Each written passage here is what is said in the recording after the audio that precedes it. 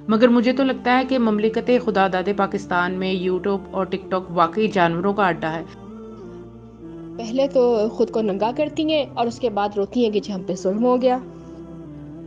बिल्कुल मुहज़्ज़ब वीडियोस पर व्यूज़ आते हैं, लोग उनको देखते हैं, लेकिन सोचने की बात ये है कि मुहज़्ज़ब चीज़ें को देखेगा कौन? अवाम तालीम से दूर है, शऊर से दूर है, और हर किसी के हाथ में डॉलर कमाने का यही ज़रिया लग चुका है। हाँ, हम भाग रहे हैं व्यूज़ के पीछे, व्यूअरशिप के पीछे, लाइक्स के पीछे, कमेंट्स के पीछे, क्योंकि हम अपनी आखिरत जो भूल गए हैं। ऐसी तमाम यूट्यूब की वीडियोस जिसमें कैप्शन कुछ और होता है लेकिन उसके अंदर मटेरियल कुछ और होता है, सिर्फ व्यूज़ लेने के लिए लोग जो है वो इस तरह के उन्वानात लगाते हैं, वो सब जायज़ नहीं है। हम बेहया हो गए हैं ना, हम बेहया हो गए हैं क्योंकि हमने ये सोचना शुरू बिल्कुल छोड़ दिया है कि हम अपने पीछे क्या छोड़ कर जा रहे हैं। बस एक अनदेखी दौड़ है जिसमें हम सब बराबर के शरीक हैं। कोई परवाह नहीं है कि अपने पीछे अब सदका जारिया छोड़कर जा रहे हैं या गुनाह जारिया छोड़कर जा रहे हैं। अवाम एंटरटेनमेंट मांगती है, ओनली एंटरटेनमेंट। क्या एंटरटेनमेंट सस्ती, नंगी और लुच्ची, और एंटरटेनमेंट के नाम पर जो भी गंदबला आजकल की जनरेशन कर रही है, बूढ़े हों चाहे वो जवान हों, सब ऐसा कर रहे हैं, सब गानों पे लिप सिंक कर रहे हैं। तो क्या ये करना जायज़ है? फिर हम कहते हैं हम मर गए, खप गए, हमारे घरों में सुकून नहीं, हमारे रिस्क में बरकत नहीं, महंगाई है, ये टेंशन वो टेंशन। लेकिन हमें ये नहीं पता कि हम खुद अपनी औलाद को जिस रास्ते पे निकाल चुके हैं उसी की वजह से हमारी ज़िंदगी से बरकतें ख़त्म हो गई हैं। तो मुहज़्ज़ब चीज़ों को देखने के लिए, मुहज़्ज़ब लोगों को सुनने के लिए आपका खुद मुहज़्ज़ब होना बेहद ज़रूरी है। अस्सलामु अलैकुम वरहमतुल्लाहि वबरकातुहू। अल्लाह ताला ने इंसान को अशरफुल मखलूक़ात बनाया, लेकिन इंसान ने अपने आप का हाल जानवर से भी बदतर कर लिया। जी हाँ, जानवर से बदतर। आपने अक्सर यूट्यूब, टिकटॉक और जितने भी सोशल मीडिया के प्लेटफॉर्म हैं, वहाँ पर ऐसी वीडियो देखी होंगी कि कुछ लोग मंकी बने हुए, बंदर बने हुए नाच रहे हैं, कलाबाजियाँ लगा रहे हैं।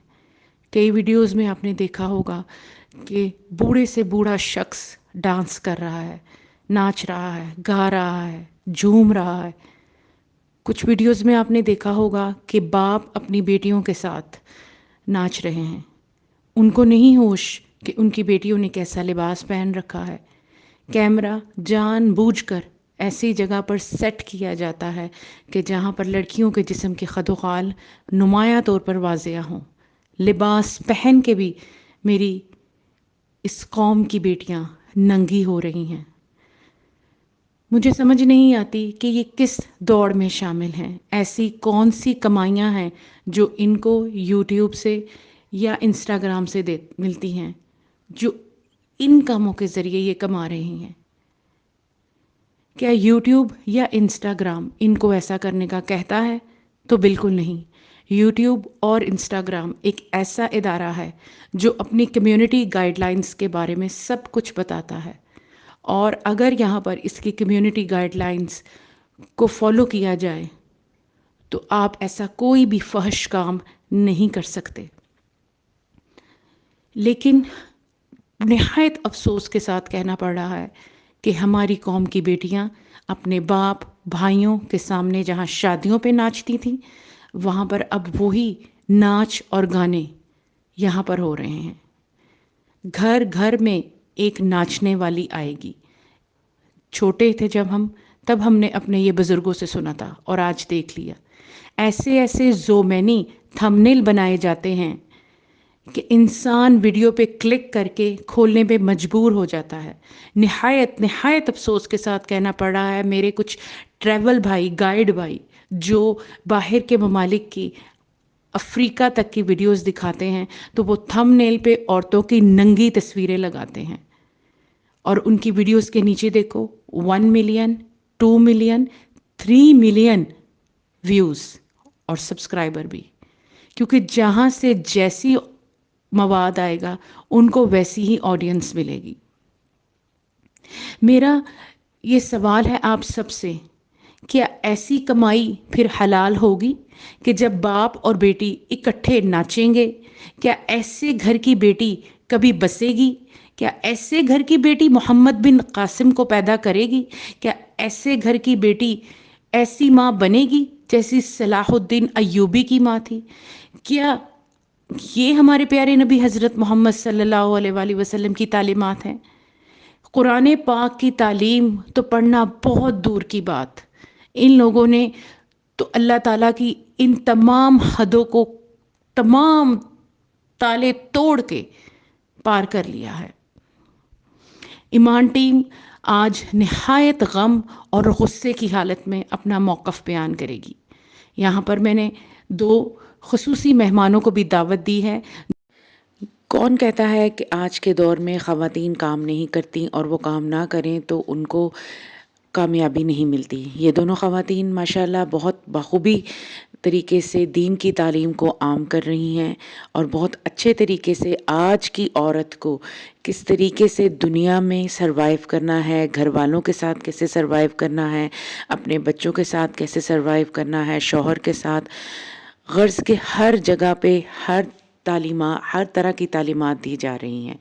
آئیے ان سے بات چیت کا آغاز کرتے ہیں اور ان سے پوچھتے ہیں کہ یہ آج کل جو ماحول چلا آ رہا ہے اس کا کیا حل ہے۔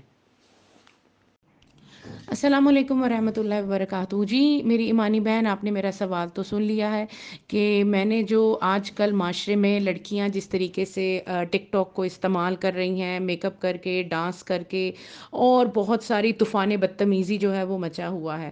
آپ پلیز اپنے الفاظ میں مجھے بتائیے کہ آپ کیا سمجھتی ہیں کہ یہ بے حیائی اور عریانی اور فحاشی کا جو ایک سلام امنڈ آیا ہے اور اس نے اپنی لپیٹ میں لے لیا ہے تمام آج کل کی بچوں کو، چھوٹی چھوٹی بچیاں جو ہیں وہ فیملی میں ڈانس کر رہی ہوتی ہیں، شادیوں پہ ڈانس کر رہی ہوتی ہیں، اور بیچ میں ان کے باپ بھائی سب غیرت مند جو بنے پھرتے ہیں وہ پھر رہے ہوتے ہیں، تو کیا وجہ ہے کہ یہ جو آج کل معاشرے میں یہ تباہی ہے؟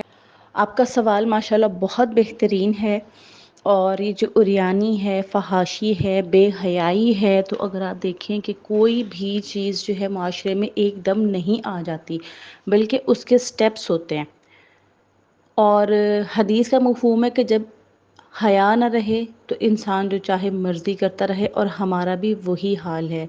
ابتدا میں اگر ہم لوگ دیکھیں ٹک ٹاک کو یا دوسرے تمام چینلز کو جو اس طرح کے میڈیا ہیں، تو وہاں پر اتنی کھلی بے حیائی نہیں ہوتی تھی، ایک حد تک ہوتی تھی، کمرے میں ہوتی تھی، یا تھوڑی بہت جو ہے شرم کا دامن انہوں نے پکڑا ہوا تھا۔ لیکن آپ یقین کیجئے کہ جب میں نے قرآن میں یہ آیت پڑھی اللہ تعالیٰ کی کہ ایک خوف کی وہ قسم بھی ہوتی ہے، عذاب کی ایک قسم ہوتی ہے کہ جس میں عذاب قوم جو ہے عذاب کا اس طرح سے شکار ہو جاتی ہے کہ قوم کو خود بھی نہیں معلوم ہوتا۔ یعنی اگر آپ دیکھیں تو ہم میں آج کون سی ایسی برائی ہے جو بطور امت مسلمہ ہم میں موجود نہیں؟ ہم میں وہ تمام برائیاں موجود ہیں جو گزشتہ اقوام میں ایک برائی ایک قوم میں موجود تھی، لیکن ہم میں وہ تمام برائیاں موجود ہیں۔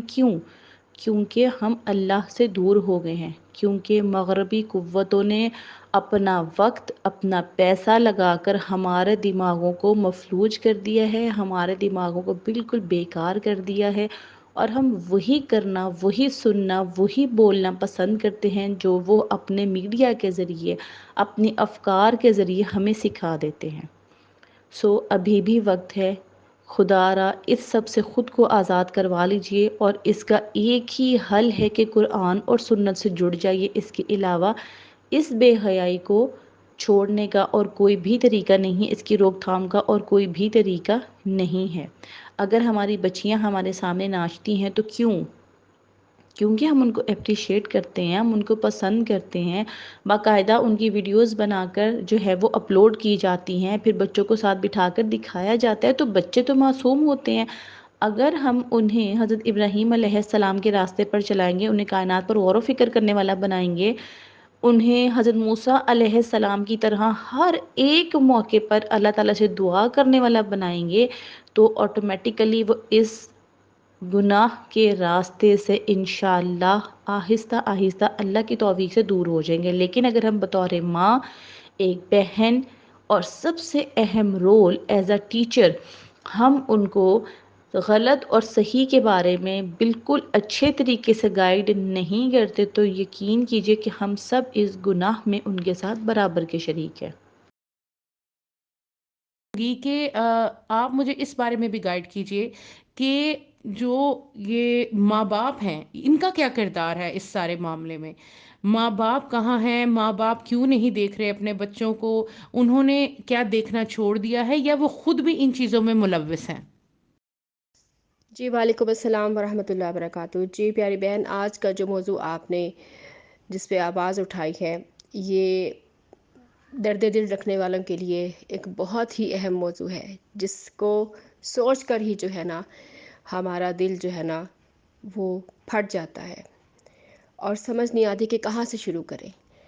دیکھیں، یہ جو فتنہ آج کل پھیل رہا ہے وائرل ہونے کا، وائرل کا یہ لفظ ہی اتنا وائرل ہو چکا ہے، اس کے لیے ہم لوگ پاگل ہو چکے ہیں، بڑے سے لے کے چھوٹے بچے تک۔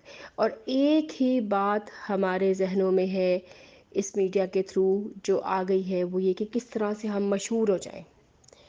اور آپ کو پتہ ہے کہ مشہور ہونے کے لیے اب کوئی بہت زیادہ محنت نہیں کرنی پڑتی۔ پہلے ایک ایسا وقت ہوتا تھا جب آپ کو، اگر آپ چاہتے تھے کہ آپ کو فیم ملے، آپ کو مشہوری ملے، تو آپ کو کوئی اہم کام کر کے دکھانا ہوتا تھا۔ لیکن آج کل کے اس فتنے کے دور میں اگر ہم یہ چاہتے ہیں کہ ہم مشہور ہو جائیں تو اس کے لیے سب سے ضروری یہ ہے کہ آپ کوئی ایسا فضول ترین، گھٹیا ترین اور اخلاق سے گرا ہوا کام کریں جس میں آپ کو کوئی محنت نہ کرنی پڑے اور آپ جو ہے بس مشہور ہو جائیں۔ خواہ وہ آپ نے اپنے گریبان سے دوپٹہ ہٹانا ہے، یا اپنی شرٹ کو اوپر کرنا ہے، یا آپ نے کسی کے سامنے کپڑے چینج کرنے ہیں۔ یہ ایسی چیزیں میں آپ کو بتا رہی ہوں جو کہ یقیناً آپ کو اچھی نہیں لگ رہی ہوں گی سننے میں، کیونکہ جتنے بھی صاحب دل لوگ ہیں نا، صاحب ایمان، ان کو یہ باتیں اچھی نہیں لگتی ہیں۔ لیکن اب برائی کو جب ایکسپوز کرنا ہے تو پھر اس کو اس طرح سے بات ہمیں کرنی پڑے گی۔ تو فیم میں لانے کے لیے آپ گری ہوئی کوئی بھی حرکت کر لیں، آپ کو فیم مل جائے گا۔ اور یہ جو فیم کا جو شوق ہوتا ہے نا، یہ ٹو سائیڈڈ ہوتا ہے۔ اگر تو صرف ویڈیو بنانے والے فیم کے لیے کرنا چاہتے ہیں نا، تو یہ صرف وہی یہ کام کرتے ہیں۔